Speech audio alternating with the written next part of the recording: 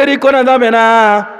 এক নাম্বার হলো যখন কোনো মানুষ মারা যায়, মারা যাওয়ার পরে তাড়াতাড়ি করে তাকে দৌত করাইয়া কাফন লাগাইয়া জানাজা দিয়া তাকে জান্নাত লোভে নয় শুধু তোমার প্রেমে এ হৃদয় করো বাঙালি ইসলামিক টিভি কবরস্থ করে নিও। সুবহানাল্লাহ। মানুষ মারা গেছে, দেরি করবেন না। দ্বিতীয় নাম্বার আল্লাহর নবী বলেন, দ্বিতীয় নাম্বার কথা হলো যখন মসজিদে আজান হয়ে যায় তখন নামাজ পড়তে দেরি করা যাবে না, তাড়াতাড়ি করে মসজিদে দৌড়াইতে থাকবা। আজান হয়েছে মসজিদে, নামাজ পড়বো একটু পরে একটু পরে একটু পরে, তাহলে শয়তান আপনাকে ধোঁকা দিতে পারে, শয়তান আপনাকে কুমন্ত্রণা দিতে পারে, লেইটের মধ্যে ফালাইয়া শয়তান ওয়াসওয়াসা দিয়া আপনাকে নামাজ তরক করাইয়া ফেলতে পারে রে ভাই। এজন্য আল্লাহর নবী বলেন মসজিদে যখন আজান হয়ে যাবে আর দেরি করে যাবে না, তাড়াতাড়ি করে মসজিদের দিকে দৌড়াইবেন। সমস্ত দুনিয়ার কাজটাকে পিছনে রেখে আল্লাহর হুকুম পালন করার জন্য আল্লাহর ঘরের দিকে দৌড়াইতে থাকবে। সুবহানাল্লাহ। নামাজকে বলো না কাজ আছে, কাজকে বলো আমার নামাজ আছে। নামাজকে বলো না কাজ আছে, কাজকে বলো আমার নামাজ আছে। সুবহানাল্লাহ। ব্যস্ততাকে, দুনিয়ার ব্যস্ততাকে সময় দিবেন না, আখেরাতের ব্যস্ততাকে সময় দেন, তাহলে আপনার দুনিয়া আখেরাত কামিয়াবি করে দিবেন কে? তিন কাজে লেট করা যাবে না। এক নাম্বার হলো মানুষ মারা গেছে, তাড়াতাড়ি কবরস্থ করা। দুই নাম্বার আজান হয়েছে মসজিদে, তাড়াতাড়ি নামাজ আদায় করা। তিন নাম্বার বিষয় হলো আপনার ছেলে মেয়ে বিয়ের উপযুক্ত হয়ে গেছে, তারে তাড়াতাড়ি করে বিয়া করাইয়া দিবেন, নাই তো জিনার বাজার গরম না নরম করবে? গরম কইরা দিবে। তিনটা বাজার বাবা গরম। এক নাম্বার বাজার সুদের বাজার, দুই নাম্বার বাজার জিনার বাজার, তিন নাম্বার বাজার আমার বাবারা জিনার বাজার, তিন নাম্বার বাজার হলো সুকুলকুরির বাজার। ঠিক কিনা বলেন?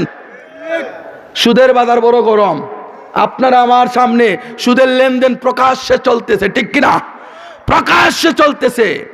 বিশ্ব নোবেল পুরস্কার যে পাইছে তার নামটা বলতে পারবেননি? তার নামটা বলেন না। তার নাম হলো ডক্টর, বলেন না তার নাম কি? ডক্টর ইউনুস। বিশ্ব নোবেল পুরস্কার পাইছে। সে কিসের উপরে পাইছে? শ্রেষ্ঠ বিজনেসম্যান। কি দিয়ে বিজনেস করছে? গ্রামীণ বলেন, আশা বলেন, নৈরাশা বলেন, গজবি বলেন, আজাবি বলেন, ওই ব্যাংকগুলা আমাদেরকে সুদ খাওয়ানো শিখাইছে। ঠিক কিনা বলেন? গ্রামীণ ব্যাংকের শ্রেষ্ঠ পরিচালক যে ডক্টর ইউনুস, এই শয়তানটার নামের আগে লাগাইয়া নেবেন বিশ্ব সুদখোর, বিশ্ব সুদখোর ডক্টর ইউনুস। ঠিক কিনা বলেন? আমার বন্ধুগণ, সুদের বাজার গরম, জিনার বাজার গরম, আমার বাবারা সুকুলকুরির বাজার গরম। এইদিকে আমি যাব না, ডাইভার্ট করবো না আলোচনা। তাহলে তিনটা কাজ। তৃতীয় নাম্বার হলো সন্তান যখন বিয়ের উপযুক্ত হয়ে যাবে, ছেলে যখন বয়স তার 20 ওভারটেক করবে, তখন আপনার ছেলেকে কি করবেন? তাড়াতাড়ি করে 25-এর ভিতরে বিয়া করাইয়া দিবেন। নয়তো আপনার ছেলেটা গোপনে গোপনে টাকা খরচ করে, সম্পদ খরচ করে সিলেট হোটেলে, ঢাকা হোটেলেও, বিভিন্ন খারাপ জায়গায় গিয়া বিভিন্ন ধরনের খারাপ মহিলার সাথে দেহ মিলনে লিপ্ত হয়ে তার যৌবনের তারুণ্য মিটাইবে টাকা দিয়া। আপনি দেখবেন না, এর জন্য বাবা মা গার্জেন গৃহকর্তা যিনি হবেন ইনি এই কিছুর জবাব দিতে হবে। ঠিক কিনা বলেন? আমার বন্ধুগণ, মেয়ে যখন বিয়ের উপযুক্ত হয়ে যাবে তখন মেয়েকে তাড়াতাড়ি করে একটা ভালো ধার্মিক ইসলামিক মাইন্ডের আলেমের কাছে, নামাজির কাছে, পরহেজগারির কাছে বিয়া করাইয়া দিবেন। এখন তো সুন্দর একটা মেয়ে হয়ে গেলে তারে মান্যত কইরা রাখে, আমি লন্ডনের ছেলের কাছে বিয়া দিব, আমেরিকানি ছেলের কাছে বিয়া দিব, বিদেশি সারা বিয়া দিতাম না। ঠিক কিনা? সুন্দর হয়েছে, এই গরিবের ছেলে বিয়ার মাত দিছে, তার কাছে বিয়া দিব না। আমার মেয়েটা সুন্দর, স্মার্ট, কলেজ ভার্সিটিতে পড়ে, আমার মেয়ের স্মার্ট ছেলে লন্ডনের কাছে বিয়া দিমু, আমেরিকানের কাছে বিয়া দিমু, ঠিক কিনা বলেন? মান্যত করে রাখা দে। আমার বন্ধুগণ, তুমি চিন্তা করো আমার মেয়েটা কিভাবে সুখী হবে। একজন গরিবের ঘরে গেলে তার স্বামীকে যদি সব সময় পাশে পায়, তাহলে সে সবচাইতে দুনিয়ার সুখী মেয়ে, সুখী স্ত্রী, ঠিক কিনা বলেন? এজন্য আপনাকে আমাকে একজন ধার্মিক অবলম্বী, একজন যুবক দেখিয়া, অভাবী থাকুক, আল্লাহ পাক ধনের এদিক সেদিক, সকাল বেলার ধনী রে তুই ফকির, সন্ধ্যা বেলা নদীর এপার ভাঙ্গে অপার গড়ে, এই তো নদীর খেলা। গরিব আছে ছেলেটার যদি আমল আখলাক, ছেলেটার যদি চারিত্রিক গুণবলী ভালো থাকে, তাহলে ওই ছেলের কাছে মেয়েটা বিয়া করাইয়া দাও। আমার আল্লাহ পাক ওই গরিব ছেলেটার দিন পরিবর্তন করে ধনী বানাইয়া দিতে পারে, ঠিক কিনা? এজন্য মেয়ে উপযুক্ত হয়েছে তাড়াতাড়ি করে বিয়া দিয়ে দেন, ছেলে বিয়ের উপযুক্ত হয়েছে তারে বিয়া দেন। তাহলে মেয়ে গোপনে গোপনে টেলিফোনে প্রেম ভালোবাসা করবে না, ছেলে প্রেম ভালোবাসা করবে না, গোপনে গোপনে গভীর রজনীতে জিনার বাজার গরম করবে না। পালাইয়া বাগিয়ে আপনার মা বাপ কষ্ট করে লালন পালন করছেন, আপনাকে দুঃখা দিয়া মেয়েটা বিভিন্ন পার্কে মার্কেটে বিভিন্ন এলাকায় গিয়া জিনা করবে। হয়তো আপনাকে দুঃখা দিয়া মেয়েটা ঢাকায়া চিটাগাঙ্গে সিলেটি ছেলেকে দেখিয়া ওই ছেলের সাথে বাগিয়ে যাবে, ঠিক কিনা বলেন? এরকম বাগরাকুর ছেলে মেয়ে আছে না? ছেলেও বাগাইয়া নিয়ে আসে, মেয়েও বাগিয়া যায়। চিন্তা করে নাই একবার, আমার মা আমাকে কত কষ্ট করে লালন পালন করছেন। আমার দুইটা মেয়ে, আমি নিজে দেখছি, আমার স্ত্রী রাত্রের বেলায় ঘুমাইতে পারেন না, কত কষ্ট হয়। প্রতিদিন এক হাঁটা তলফাটনি হয়ে যায় পেশাব পায়খানায়, ওইগুলো সকালবেলা দৌত করে দিতে হয়, ওগুলো দৌত করে দিতে হয়, সারাদিনে শুকায়, আবার পরের দিন আবার দৌত করে, আবার রাত্রের জন্য আবার এগুলো ইউজ করতে হয়, আবার সকালবেলা আবার দৌত করতে হয়। এইভাবে মা দরদি কত কষ্ট করেছেন। বাবা তোমাকে লেখাপড়ার খরচ জুগাইতে গিয়া অন্যের বাড়িতে চাকরি করে করে তোমাকে বড় করেছেন, লেখাপড়া শিখাইছেন, মানুষ বানাইছেন। আজকে কলেজ ভার্সিটিতে পড়ে তুমি অন্য ছেলের হাত ধরিয়া মা বাপকে অবাধ্য হয়ে তুমি পালাইয়া গেলা। এই মা বাবার কথা তোমার কি একবারও স্মরণ হয় না? ঠিক কিনা বলেন? দোকাবাজ ছেলে মেয়ে আছে না, বাগাইয়া নে বাগাইয়া বিয়া করে। এই যে লেফটা লাগছে, কিয়ামত পর্যন্ত এই লেফটা ছুটবে। যদি তার মেয়েরে বিয়ে দিতে চায়, ও বাগরা বেটির ফুরি, বাগরা বেটার ফুয়া, বাগরা বেটার বাড়ির বিয়া করছো, ঠিক কিনা? খবরদার বাগিয়া বিয়া বসবেন না, বাগাইয়া কোনো মেয়েরে বিয়া করাইয়া আনবেন না। তাহলে এই শিল যেন চাপ্পর পরব, এই শিল কোনোদিন তুমি সিন্নি কইরো সারাইতে পারতাই নাই, ঠিক কিনা বলেন? বি কেয়ারফুল ভাই।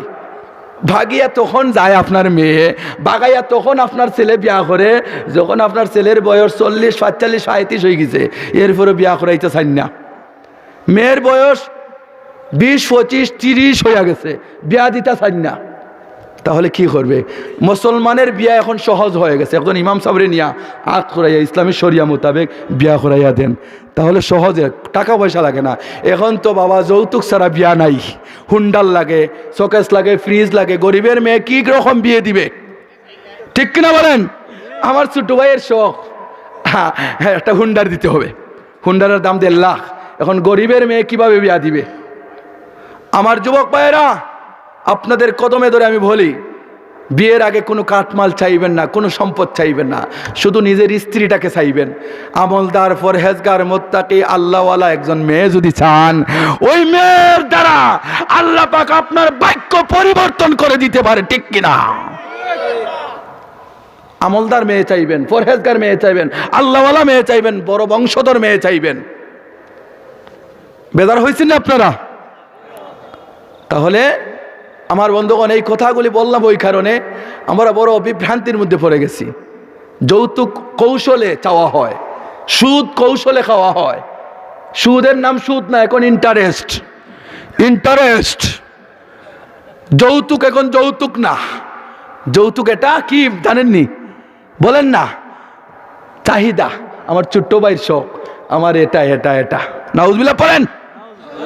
লন্ডনে মেয়ে নিয়ে আসছে, মামা দলাল হয়ে যায়, চাচা দলাল হয়ে যায়, 10 লক্ষ টাকা দিলে তোমার হাতে তুলিয়া দিমো। আর যুবকরাও পাগল হয়ে যায়, 10 লক্ষ টাকা বাড়ি বেচা জমিন বেচাও দেই দলাল রে, ঠিক কিনা? আরে বর্তমান যুগটা বড় কঠিন অবস্থান। ও আমার লন্ডনী ভাইয়েরা, লন্ডনী মা বোনেরা, আপনাদের কদমে আমার আরজি, আপনার মেয়েকে টাকা দিয়া বিক্রয় করবেন না। আপনার মেয়েকে টাকা দিয়া বিক্রয় করলে 2-4 দিন পরে টাকা দিয়া কিনে আনছে আবার লাঠি দিয়া, আপনার টাকায় কিনা ওই বস্তুটাকে লাঠি দিয়া বাহির করে দিতে সময় লাগবে না, ঠিক কিনা? কথাগুলি অবাস্তব বলছি ভাই। হাবিজ চাপ বিয়া করবেন, হাবিজ চাপ দামান চাইছে বলে হাবিজ সাহেব এখন চাই সুন্দর, কিন্তু হাবিজ সাহেবের মনে মনে ওই যে আরেকজন দালাল মামা চাচা ভাই গোপনে হাবিজ চাপ আপনারে দিয়া দিমু আমার বাতিজি ভাগ্নি, তবে টাকা দিতে হইব। ওনার চাচায় চাইছে 10 লাখ টাকা, কি বেশি না। হাবিজ সাহেব কি করবেন, লন্ডনের আশায় খুব কষ্ট করে টাকা জোগাড় করেন। অনেক হাবিজ সাহেব আছেন, অনেক আলিম সাহেব আছেন, না আল্লাহর ওয়াস্তে মোহাব্বত করেন, আল হুব্বু ফিল্লাহ ওয়াল বুগযু ফিল্লাহ। আল্লাহর ওয়াস্তে মোহাব্বত, আল্লাহর ওয়াস্তে দুশমনি, আল্লাহর ওয়াস্তে মোহাব্বত করে একত্রিত করে দেন, আল্লাহ তাদের সংসার জীবন সুখীময় শান্তিময় বানায় দিবেন। সুবহানাল্লাহ। এজন্য যুবক যুবতীরা সতর্ক থাকুন, আপনাদেরকে বেচা কিনা হচ্ছে, ঠিক কিনা বলেন? আমার বন্ধুরা, এই কথাগুলি আংশিক কথা বললাম, তাহলে কয় কাজে লেট করা যাবে না? 3 কাজে। মারা গেলে তাড়াতাড়ি দাফন কাফন, 2 নম্বর আজান হইলে তাড়াতাড়ি মসজিদ, আর তারপরে ছেলে মেয়ে বিয়ের উপযুক্ত হইলে তাড়াতাড়ি বিয়া করাইয়া দিবেন। এখন এই 3 কাজে লেট না দেরি করি না তাড়াতাড়ি করি? না, আমরা দেরি করি। মানুষ মারা গেলে 1 সপ্তাহ বাস্কর ভিতরে ঢুকায় রাখিয়া দিই। লন্ডনে বাইসাব আসেন, আমেরিকানি বাইসাব আসক, তারপরে 1 সপ্তাহ পরে জানাজা দিমু। রাসূলুল্লাহ বলছেন তাড়াতাড়ি দাফন কাফন করেন, আমরা উল্টা করি, ঠিক কিনা? এজন্য গজব আর আযাব আমাদের মাথার উপরে পাকড়াও করতেছে। হাদিসের উল্টা চলা, কোরআনের উল্টা চলা, যার কারণে আল্লাহর গজব আর আযাব আমাদেরকে পাকড়াও করতেছে, ঠিক কিনা? 2 নাম্বার বলা হয়েছে যে আপনি আজান হইলে নামাজ পড়বেন তাড়াতাড়ি। না, আমার কাজটা আগে করি, ব্যবসা বাণিজ্য করি, এখন ব্যবসা লাগছে, জুম লাগছে, নামাজ ফরে ফরমু। জোহরের রক্ত মিস হয়েছে, আসর মিস হয়েছে, মাগরিব মিস, এশাও মিস, নামাজ ঘুমের ঘরে চলে গেছে, অলসতা। কিন্তু নামাজের বেলায় তাড়াতাড়ি করার কথা রাসূলুল্লাহ বলছেন, কিন্তু আমরা লেট করি, দেরি করি, ঠিক কিনা বলেন? আমাদের ছেলে মেয়ে বিয়ের উপযুক্ত হয়েছে, বিয়ে দেই না, এটা তো লেট, দেরি। 3টা কাজ তাড়াতাড়ি, 3টা কাজ এই তাড়াতাড়ি করি না, আমরা দেরি করে করি। এজন্য আমাদের মাথার উপরে গজব আর আযাব আল্লাহ প্রেরণ করে দিচ্ছেন। আল্লাহর রসুলের কথা, আল্লাহর কথা যেগুলো অমান্য করে চলেন, আল্লাহ পাক এমনিতে গজব আর আযাব দেন নাই। এগুলা সব কিছু আমাদের হাতের কামাই, ঠিক কিনা বলেন? যা করিবা বান্দা নিজেরই লাগিয়া, যাহা করিবারে বান্দা আপনার লাগিয়া, ঠিক কিনা বলেন? আমি বলতেছিলাম মহিলাদের জন্য 4টা গুণ রাখবেন। 1 নম্বর গুণ হলো আমার মা বোনেরা, আল্লাহর নবীজি বলছেন 5 ওয়াক্ত নামাজ আপনি আদায় করে নেবেন, তাহলে আমার মা বোনেরা আল্লাহ রাব্বুল আলামিনের জান্নাতে সহজে আল্লাহ পাক দাখিল করে দিবেন। 2 নম্বর গুণ রাসূলুল্লাহ বলছেন আমার ভাইরা, রমজানুল মুবারক মাসে 30টা রোজা আপনি যথা সময়ে রাখবেন। 30টা রোজা রাখার মাধ্যমে আল্লাহ পাকের সন্তুষ্টি লাভ করে নেবেন। আমার মা বোনেরা রমজানুল মুবারক মাসে পূর্ণ 1 মাস রোজা রাখতে পারেন না, ওনারা কি করেন আমার ভাইয়েরা, ওনাদের হয়তো অসুস্থতার কারণে 5 দিন 3 দিন 7 দিন কি করতে হয়, রোজা ছাড়তে হয়। মাসালার কিতাবের, ফিকহের কিতাবের মাসালা হলো, যখন আপনি কি করবেন, নামাজ আপনাকে আল্লাহ পাক মাফ করে দিয়েছেন আমার মা বোনদেরকে। এই মাসিক আপনার অসুস্থতার কারণে আল্লাহ পাক নামাজ মওকুফ করেছেন, কিন্তু রোজার বেলায় আল্লাহ পাক আপনার রোজা মাফ করবেন না। পরবর্তীতে আপনার 5টা 7টা 3টা রোজা যে আপনার খাজা হয়েছে, ওইগুলো রোজাগুলো আপনার পরে রাইকা নেবেন। এই রোজাগুলো আপনাকে আল্লাহ আদায় করতে হবে, ঠিক কিনা বলেন? 2 নম্বর গুণ হলো রাসূলুল্লাহ বলছেন রমজানুল মুবারক মাসের 30টা রোজা রাখবেন, আল্লাহ পাকের জান্নাত সহজে লাভ করে নেবেন। সুবহানাল্লাহ। 3 নম্বর গুণ রাসূলুল্লাহ বলছেন আপনি স্বামীর আনুগত্য করবেন। স্বামীর আনুগত্য মানা হলো, আল্লাহ নবীজি বলছেন ও স্ত্রীরা, ও আমার মা বোনেরা, স্বামী বলছে এইদিকে যাইও না, দেখা যায় স্ত্রী উফতাইয়া যায়, ঠিক না? স্ত্রীরে বুঝাইও, স্বামী পারে না। কেন পারে না জানেননি? প্রথম থেকে লাই দিয়া দিয়া যখন মাথায় তুলছেন রে বাবা, এখন মাথা থেকে আর লামানুর কুদরত নাই। এজন্য যখন বিয়া করবেন, বাসর করে বিলাই মারবেন, বাসর করে শাসন করবেন, তখন থেকে বলবে রে বাবা আমার স্বামী তো বড় গরম গরম গরম, তখন থেকে সোজা পথে চলবে। মহিলারা কিন্তু বাঁকা হাড় দিয়ে আমার আল্লাহ তৈরি করছেন, নরম হাড় দিয়ে তৈরি করছেন, এজন্য বাইরে বেশি গরম দিতে যাইবেন না, তাহলে ওই নরম হাড্ডিটা ভাঙিয়া যাইতে পারে। আস্তে আস্তে তাদেরকে সোজা করবেন, বাসর ঘরে গিয়া গরম দেখাইবেন, তাহলে আপনার স্ত্রী বুঝবে বাবা রে বাবা আমার স্বামী বড় গরম, ঠিক কিনা? প্রথম থেকে গরম হবেন, নরম হবেন না। প্রথম রাত থেকে শুরু করবেন গরম, মৃত্যুর আগ পর্যন্ত গরম থাকবেন। নরমের সময় নরম, গরমের সময় গরম। তখন দেখবেন আপনাকে দেখা মাত্রই সতর্ক, না থাকলেও সতর্ক। রাসূলুল্লাহ বলছেন স্বামীর আনুগত্য করো। এখন স্ত্রীরা স্বামীর আনুগত্য করতে চায় নাকি? এখন একজন ব্যক্তির নৌকা নিয়া জোয়ার বাটা এসেছে, নৌকা নদীর মধ্যে জোয়ার উঠেছে, বাইট্টল যাইতেছে স্ত্রীরে নিয়া ভ্রমণ করতে। লক্ষ্য করেন, যাইতেছে বাইট্টল, হঠাৎ না উল্টিয়া পড়িয়া নদীর মধ্যে ডুবিয়া গেছে। ডুবার পরে তার স্বামী তার স্ত্রীকে কি তুকাইতেছে? বাইট্টল না তুকাইয়া উফতা তুকাইতেছে, উল্টা তুকাইতেছে। স্রোত বাইট্টল না তুকাইয়া উল্টা তুকাইতেছে। লোকেরা বলে তুমি উল্টা তুকাও কেন? বলে সারাটা জীবন আমার বিবি আমার স্ত্রী উল্টা চলছে, এজন্য আমি উল্টা তুকাইতেছি। বলে বাবারে বাবা তুমি তো বড় গরম মানুষ। বলে আমার স্ত্রী যদি বলছে ভাত রান্ধিস না, ভাত রাঁধছে। যদি বলে লবণ কম হইছে বলাইয়া দে, উল্টা করছে।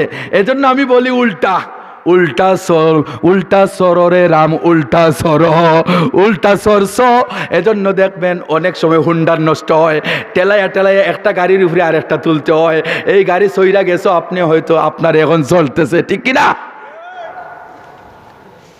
বন্ধুরা বি কেয়ারফুল, আগ থেকে সতর্ক করবেন বিবিকে। বিবিরা সতর্ক হন। আল্লাহর হাবিব বলে দিয়েছেন জগতের মহিলারা শুনিয়া রাখো, আল্লাহ পরে যদি কোনো মানুষকে সেজদার হুকুম থাকতো তাহলে আমি নবীজি বলতাম প্রত্যেক স্ত্রীরা যেন তার স্বামীকে সেজদা করে, স্বামীকে সেজদা করে। ও আমার ভাইরা, স্বামীর সম্মান মান ইজ্জত আমার আল্লাহর কাছে এত বেশি, এত বেশি। ওই স্ত্রীকে আপনি শাসনের ভিতরে, পর্দার ভিতরে, সব কিছু আদায়ের ভিতরে যদি কন্ট্রোল করে রাখতে পারেন, ওই স্ত্রীটা আপনার জন্য নাজাতের উসিলা হয়ে যাবে। ও আমার বন্ধুগণ, তাহলে 3 নম্বর গুণ হলো কি করতে হবে? স্বামীর আনুগত্য করে চলতে হবে।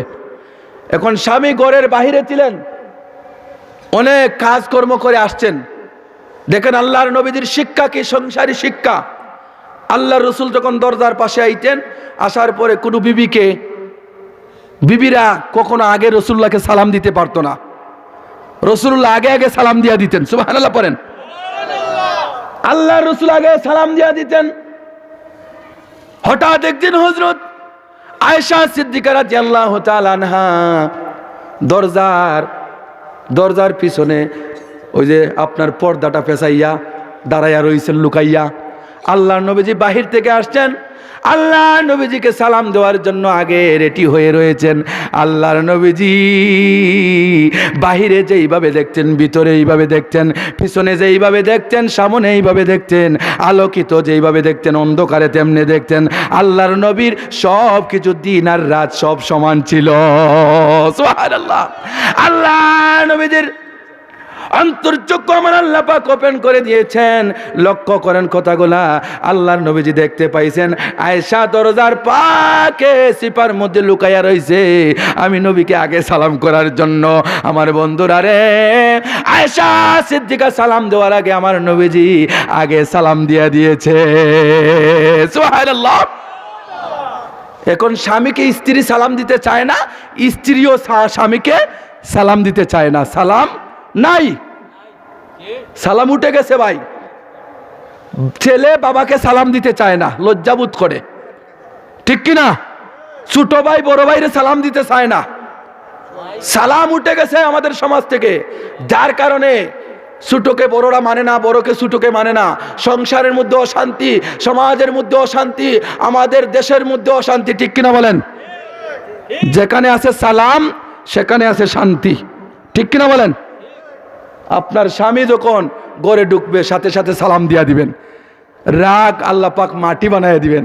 যখন বলবেন স্বামীটা আসছে, তাড়াতাড়ি করে গরম পানি বসাইয়া দেন। ঠান্ডার সময় আমার স্বামী কষ্ট করে আসছে, ঠান্ডার সময় গোসল করবে, হাত পাও ধৌত করবে, তাড়াতাড়ি করে বসাইয়া দেন। তাহলে অটোমেটিকলি আপনার স্বামী যখন আসবে ঘরের ভিতরে, তখন সালাম দেন, আসসালামু আলাইকুম ওয়া রাহমাতুল্লাহ। আমার আল্লাহ পাক আপনার স্বামীর দিলটা কষ্টে ছিল, ভরপুর সারাদিন কাজ করে আসছে, আল্লাহ পাকের রহমত দিয়া, শান্তি দিয়া মনটারে আল্লাহ পাক ভরপুর করে দিবেন। সুবহানাল্লাহ পড়েন। তাহলে আমার বন্ধুগণ, আমরা সালাম দিতে চাই কি চাই না? আমার মা বোনেরা, আপনাদের দায়িত্ব হলো স্বামীকে আগে আগে সালাম দিবেন। আর স্বামীদেরও দায়িত্ব হলো স্ত্রীরা যদি জানে না, আগে জানাইয়া দিবেন, সালাম দিবেন, ঠিক কিনা বলেন? সালামের মধ্যে 100টা নেকি, যে আগে সালাম দিবে তার আমলনামায় 90টা নেকি লেখা হবে, আর যে সালামের জবাব দিবে তার আমলনামায় 10টা নেকি। সুবহানাল্লাহ পড়েন। তাহলে সালাম আগে দেনেওয়ালা বেশি ফজিলত পাইল, নেকি পাইল, আর যিনি সালামের জবাব নিলেন ইনি কম নেকি পাইলেন। তাহলে যে সালাম দিবে এ শ্রেষ্ঠ, ঠিক কিনা বলেন? তাহলে আজকে থেকে আমাদের সমাজের মধ্যে ছোট বড় ভেদাভেদ নাই। আল্লাহর নবীজি ছোট্টকেও সালাম দিতেন, বড়কেও সালাম দিতেন, ঠিক কিনা? তাহলে আমরা ছোট্টকেও সালাম দিব, বড়কেও সালাম দিব। সালামের আদান প্রদান যখন শুরু হয়ে যাবে, আল্লাহর কসম, স্বামী স্ত্রীর মধ্যে যে মহব্বত তৈরি হবে, এই মহব্বত আজীবনের জন্য আল্লাহ পাক সুখীময় শান্তিময় সংসার দান করে দিবেন। সুবহানাল্লাহ। আমার বন্ধুগণ, এজন্য স্ত্রীগণ গরম পানি করবেন, সালাম করবেন, স্বামীর হাত পাও একটু টিপাইয়া দিবেন, খেদমত করবেন। রাসূলুল্লাহ বলেন, স্বামীর হুকুম ব্যতীত নফল নামাজ পড়াও যাবে না। আপনার স্বামীর খেদমতে থাকেন। রাসূলুল্লাহ বলছেন, স্বামীর খেদমত যত সময় করবেন তত সময় আল্লাহ পাকের গোলামির ভিতরে থাকলেন। সুবহানাল্লাহ পড়েন। এজন্য আমার ভাই বন্ধুগণ, আমার মা বোনেরা, স্বামীর খেদমত করবেন যা পারেন। আপনাদের কাছে আমার অনুরোধ,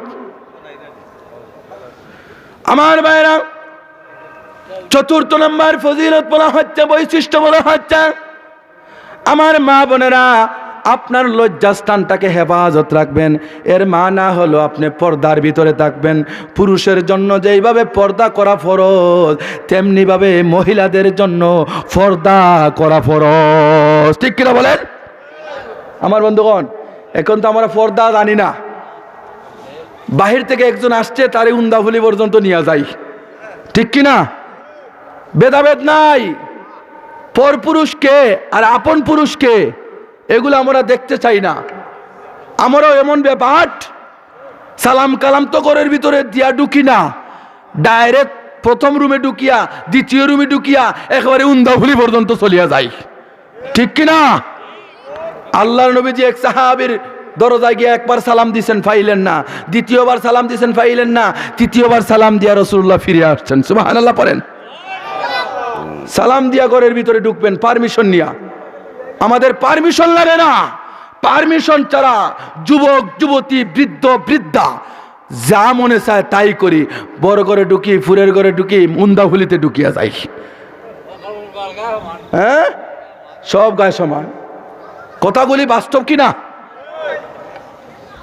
এজন্য আমার ভাইয়েরা, আমরা সতর্কতা অবলম্বন করব, লজ্জাস্থানটাকে হেফাজত করবেন। রাসূলুল্লাহ সাল্লাল্লাহু আলাইহি ওয়াসাল্লামের এই আদর্শ মোতাবেক যদি আমরা চলতে পারি, আল্লাহ পাক আপনাকে আমাকে দামি বানায় দিবেন।